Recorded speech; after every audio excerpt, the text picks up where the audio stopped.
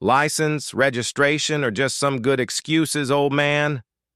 That's what the young officer sneered as he slowly circled a rusted-out pickup truck, his laughter echoing in tandem with his partner's. The old man behind the wheel didn't argue. He didn't flinch. He didn't even raise his eyes. Both hands stayed firmly on the steering wheel, scarred, steady, and silent. He didn't need to defend himself. Nearly an hour later, a black SUV pulled up to the scene, tires crunching gravel with precision. From inside stepped a four-star general. He didn't salute. He didn't smile. He simply pointed at the officers and uttered 6 words that would forever burn into their memory. "You just stopped the man who trained me." Harold Briggs, age 82, wasn't headed anywhere special that morning, just home from the hardware store. His truck, a worn-out 1968 Chevy he had restored himself, clattered with every turn, but it ran. It always had. Not because it was in perfect condition, but because Harold knew every bolt, every wire, every sound. He had built it with the same hands that once built field hospitals behind enemy lines and wheelchair ramps for disabled veterans on forgotten streets.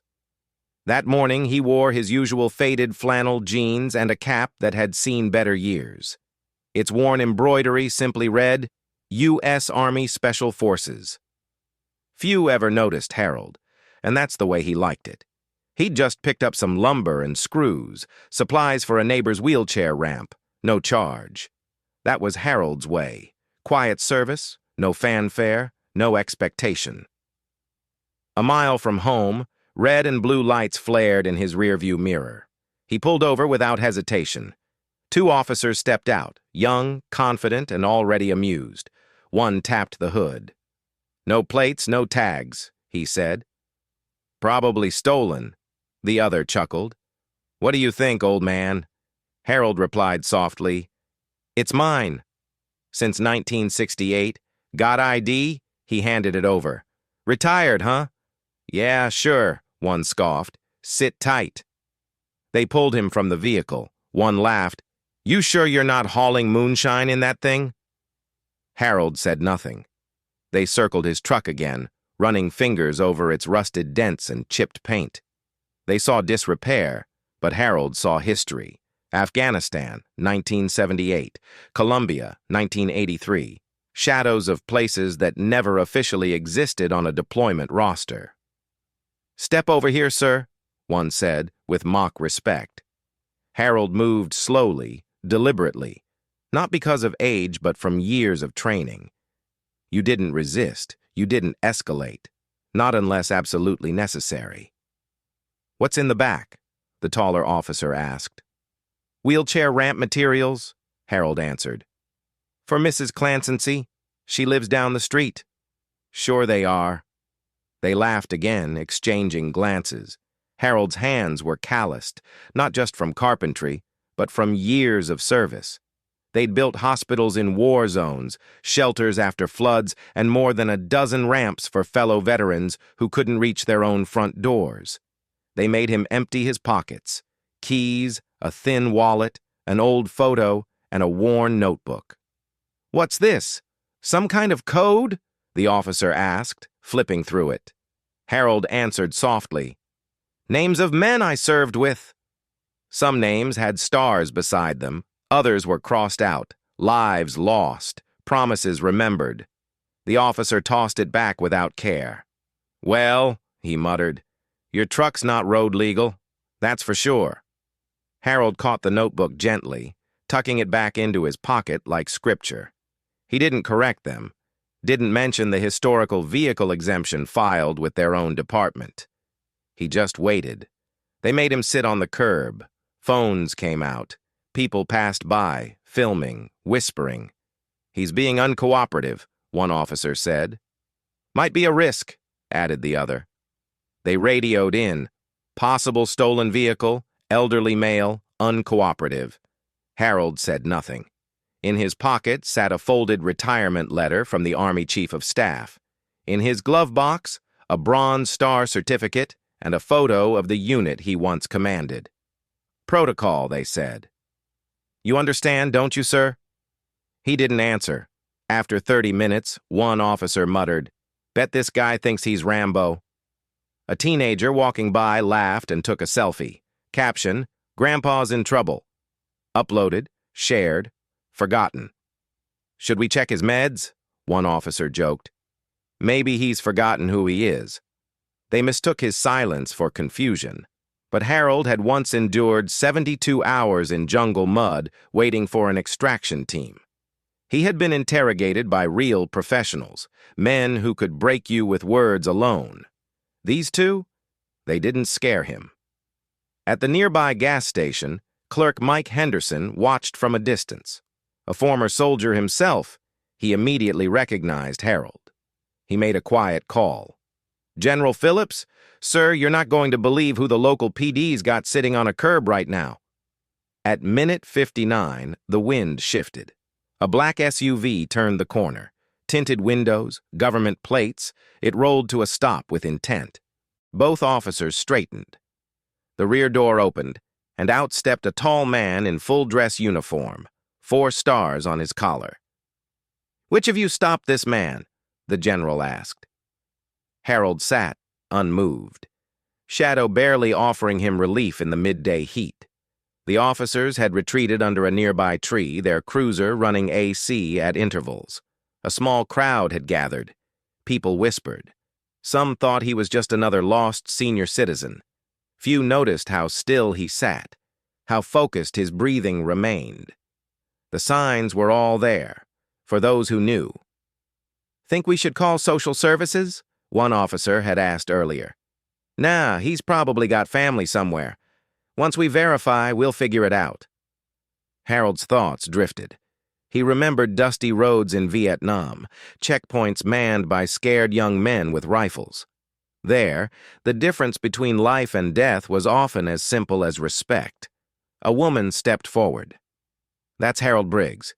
He builds ramps for disabled vets in our neighborhood." "Ma'am, this is police business," an officer responded. "But he's a decorated veteran. Please return to your vehicle." She walked away, shaking her head. At that moment, the general stepped forward. "That man," he said, "taught me how to lead." "Sir, we didn't know." "You didn't ask," the general cut in. He turned to Harold. "Permission to help you up, Sergeant Major?" Harold stood on his own. "Permission granted." The crowd was now silent, even the kids. The general saluted. Harold returned it. "This man," he continued, "led the operation that extracted 23 hostages from the Colombian jungle in '86. He came out of retirement after 9/11 to train special ops in survival techniques. His mission records are classified until 2075. 3 presidents have shaken his hand. His techniques saved 18 airmen during a rescue I still can't name." The stories came pouring out. A nurse added, "He donated blood every month for 30 years. Never missed an appointment." General Phillips nodded. "He's never stopped serving." "That truck," the general said, pointing. "It delivered medical supplies during Hurricane Andrew. 4 feet of floodwater. He drove through it." The senior officer tried to recover. "Sir, we were following protocol." "Protocol?" the general snapped. "Harold Briggs wrote the protocol for night extraction still used today. And you're writing him a ticket?" Harold finally spoke. "General, these men were doing their jobs. The fault's not entirely theirs." "Explain," the general asked. "We've created a system," Harold said, "where uniforms matter more than the people wearing them, where protocol replaces judgment. I saw it in Vietnam. Young men following orders without understanding the cost." The general nodded. "Always the teacher." "Until they put me in the ground, sir." The sheriff issued a statement that afternoon. The story went national. The mayor declared June 4th Harold Briggs Day. Donations poured in, over $247,000 in the first week. Every cent went to building ramps for disabled veterans. The Harold Briggs Initiative launched with a waiting list of 300 homes. A plaque stands today on that very street corner. It reads, "Not every uniform comes with a spotlight, but every act of service leaves a legacy." Harold kept building, kept driving that same truck. But now, when people saw him, they didn't look through him. They stepped aside with respect. Officer Brian Keller visited weeks later. "I'm sorry, sir. Truly," Harold poured him coffee. "You learn from it, or someone else pays next time." From then on, every rookie in that department read Harold's file before earning their badge. The ripple effect was real. Social media exploded. Veterans rallied. The phrase, "know who you stop," became a national conversation. Harold quietly built his 23rd ramp that summer. For a Gulf War vet, Officer Keller didn't fade away. He started volunteering at the VFW. At first, the veterans were skeptical. But Harold's nod was all they needed. One night, Harold asked him, "Why'd you really come back?" "Because I realized I didn't know the people I swore to protect." The sheriff launched a training program, Recognition and Respect, Veterans in Our Community. Harold was the first speaker. He said just 11 words. "Service doesn't end with the uniform. Neither should respect for it." 3 months later, General Phillips visited again. No uniform this time, just whiskey and fireflies on Harold's porch. "You turned it around, like always." Harold smiled. They turned it around themselves. All they needed was a mirror.